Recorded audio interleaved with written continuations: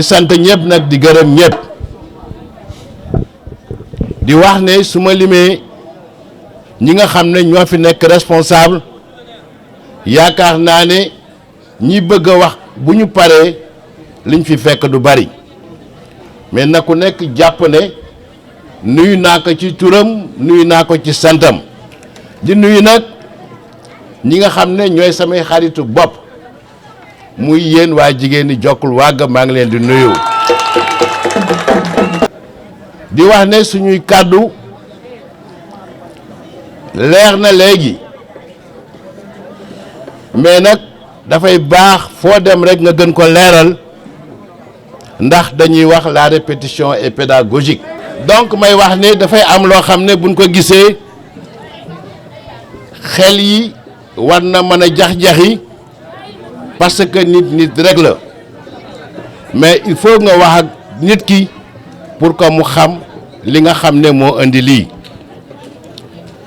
man bokkuma Benno Bokk Yaakaar bokkuma APR boo leen seetloo dañ doon jaar nële sama ñoom jarbaat Moussa man ma jaar nële mais it bokkuma Sonko bokkuma Karim Wade yéen waa Jokkul bi ñu baree ay coow ci parti bi ñu nekkoon yéen a nangu nañu kaay leen ñu génn ñu def suñu kuréelu bopp suñu kuréel bopp boobu tudd ANCP ANCP du man yéen la lañ ci njortoon nag yàlla suñu boroom jàppale ñu ba nga xam ne lañ ci am ëpp na suñu njort mais du man de yéen ñi la ba ñu demee ba nga xam ne kenn mënatul wax politique région de Dakar wala ci département de Rufisque te tuddooñu Macky Sall yëg ko mu ne kon naa oo Aliou Fall Mar bu ANCP ànd ak moom Macky Sall nag su ma woowee du man su ma woowee yéen la jigéen ñi ak jeunes yi ak magi ANCP yéen a tax ma woo la bi ñu demee ci président wax naa leen ne président oowuma su leen mënoon a oo yéen ñëpp yéen lay oo mais jàpp naa ne sama jëma ji buñ ko oowee yéen ñi ma àndal yéen a tax góor gi Njaay dafay wax ne yéen waa Jokkul da ngeen am loo xam ne dafa jafe président ku muy recevoir day recevoir mbooloo mais yéen waa Jokkul Aliou Fall Mar rek le recevoir moom ak moom ñu toog ci ñaari waxtu di waxtaan dama bëgg li nga ma jox ma wàññeeku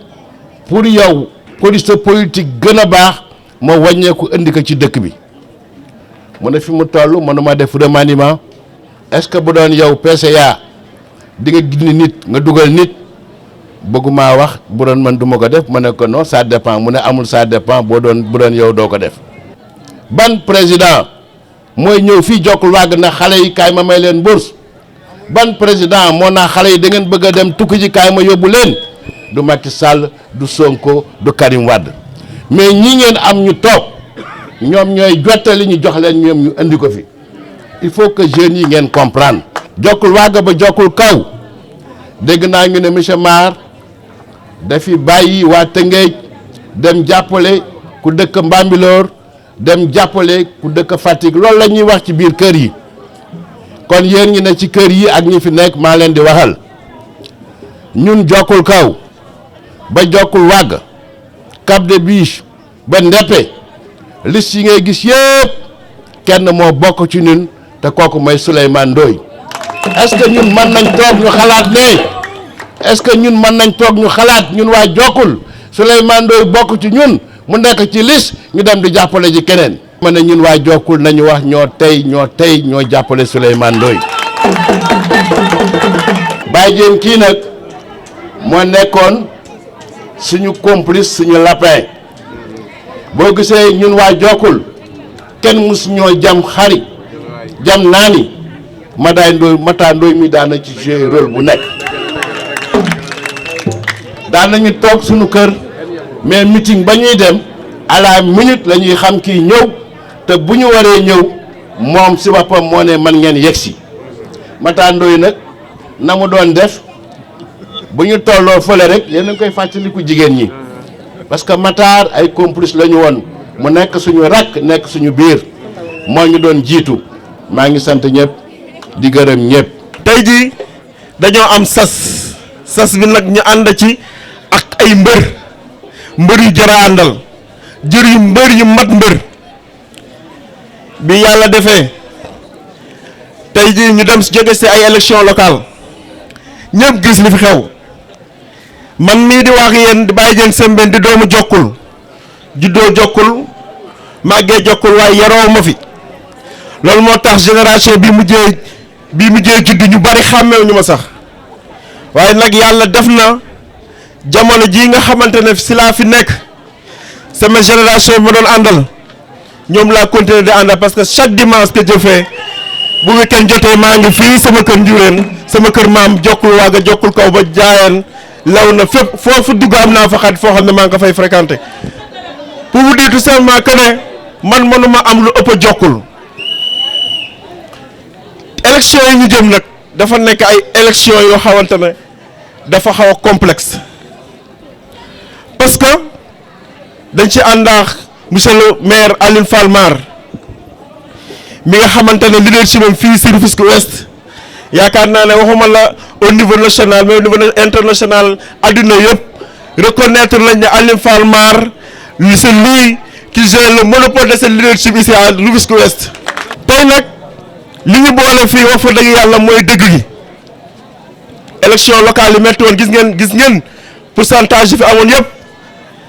yaakaar naa ne statistique yaa ngi fi monsieur le maire xam na li may wax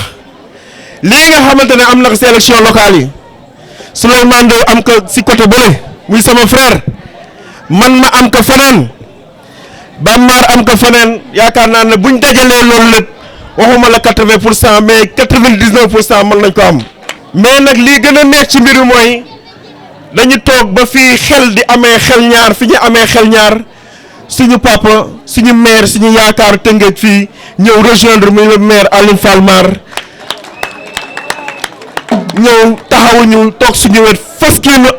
ne ñu accompagner si dynamique boobu mooy tout simplement le soir du 31 juillet incha allah ñu génn si avec une majorité absolue soir du 31 incha allah avec plus de 80% ñuul à Rufisque